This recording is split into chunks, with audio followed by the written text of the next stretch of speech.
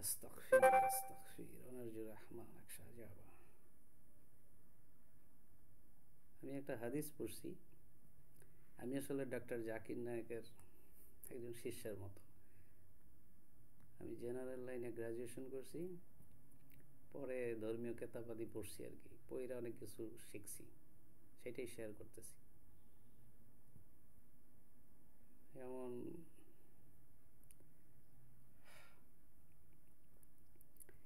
রাসূলের একটা হাদিস আছে যে ওনার উম্মতের মধ্যে ৭৩ দল হবে, এক দল বেহেশতে যাবে আর ৭২ দল আমি বলতে চাই না, সম্ভবত ওলামারা বলে যে বেহেশতে যারা যাবে না, ঠিক আছে, তাদের জন্য কঠিন আর কি জীবন, কঠিন কথা বলতে চাই না।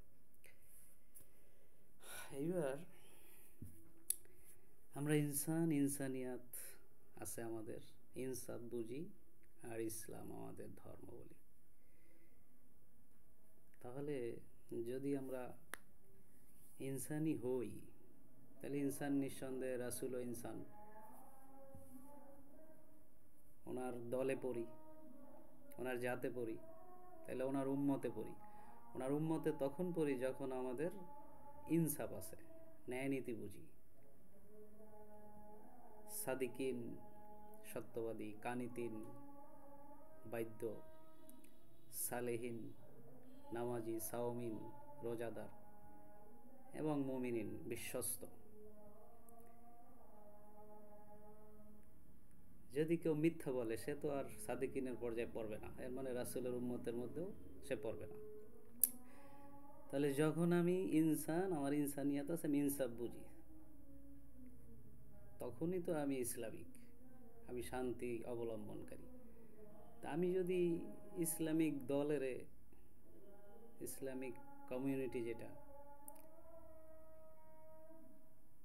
ইসলামিক পার্সন যারা, লিডার যারা, তাদেরকে সমর্থন না দেই, তাদেরকে ভোট না দেই, তাহলে ইসলামিক শক্তি ক্ষমতায় আসবে কিভাবে? মানুষের কল্যাণ করবে কিভাবে? শুধু দোয়াই করে যাবে? দোয়া করতে করতে সাইদি সাহেব শহীদ হয়ে গেছে। তাহলে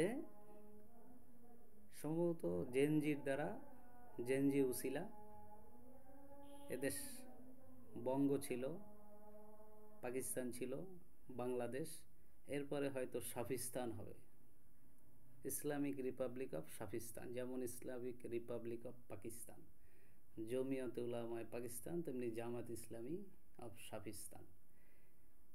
তাইলে আওয়ামী লীগের রহমতুল্লাহ, বিএনপিতে বরকতুল্লাহ, এবার জামাতে নেয়ামতুল্লাহ। তাহলে আমরা যদি ইসলামী দলের ভোট না দিই, তাহলে কি সংবিধান ইসলামিক হবে? তাহলে আমরা কি রাসূলের উম্মত হইতে পারবো? তাহলে সেই ৭৩ দলের ৭২ দলে যারা থাকবে, আমি তো একজন ইসলামিক লোক, আমি ইসলামী দলেরই ভোট দেব, ঠিক আছে। আর জামাত আমার পছন্দ, কারণ আমি সাইদির খুব ভক্ত। সাইদি আমার এই পাঠ পড়াইছে যে বাদশার কাছে ফকির গেল ভিক্ষা নিতে, বাদশা তখন নামাজে রত, কেউ বলল তার অপেক্ষা করেন। কিছুক্ষণ অপেক্ষার পর সে বাদশার নিকটবর্তী হইল, দেখলো বাদশাই জানি কার কাছে হাত পাইতে চায়। তখন ফকির বলল, হ্যাঁ ভিক্ষা নেব না, চলে যাচ্ছে। তখন ওখানে যে ছিল পাহারাদার বলল, ভিক্ষা নেবেন না, নামাজ শেষ হয়ে গেছে। কয় বাদশা নিজেই ভিক্ষা চায় অন্যের কাছে, আমি সেই বাদশার কাছে ভিক্ষা চাইব যিনি বাদশাকে বাদশা বানাইছে। তাইলে সাইদির প্রত্যেকটা স্পিচ ছিল জ্ঞানমূলক, একজন জ্ঞানী মানুষ। যেমন জাকির নায়েক নিঃসন্দেহে একজন যুগ অবতার, শতাব্দী অবতার। এই জন্য বাঙালি হিসাবে, মানব হিসাবে এবং ধার্মিক ব্যক্তি হিসাবে আমি বলবো জামাত উত্তম একটা দল। হয়তো বললাম তোমরা রহমতুল্লাহর এমপি বানাইলা, বরকাতুল্লাহরও বানাইলা, আর সবই স্বৈরাচার নাকি? এরা তো আর স্বৈরাচার না, কিন্তু এদের দল স্বৈরাচার। কিন্তু এবার নেয়ামতুল্লাহ দেখো, হয়তো এরা স্বৈরাচার প্রমাণ হবে না। নেয়ামতুল্লাহ হইল, ধরো আমি জামাতের একজন প্রার্থী, যদিও আমি ওইভাবে রিলেটেড না পলিটিক্যালি কারোর সাথে। ইন্নাল হামদা, একটু ভাবো বাঙাল জাতি, তোমরা রক্ত দিয়েই সব কিছু পাও, এছাড়া পাও না।